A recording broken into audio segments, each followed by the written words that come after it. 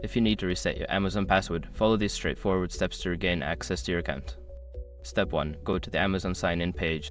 Open your web browser and navigate to the Amazon sign-in page. Look for the sign-in option, usually located at the top right corner of the homepage. Step 2. Click on Forgot Your Password.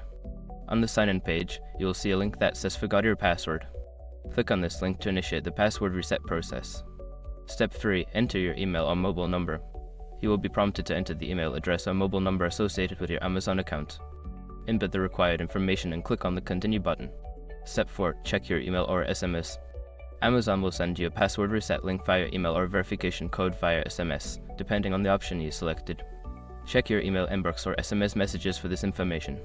Step 5. Follow the instructions. Click on the link in your email or enter the verification code you received. You will then be directed to a page where you can create a new password. Follow the prompts to set a new password and confirm it. Once you have completed these steps, you should be able to log into your Amazon account with your new password. If you encounter any issues, consider reaching out to Amazon customer support for further assistance.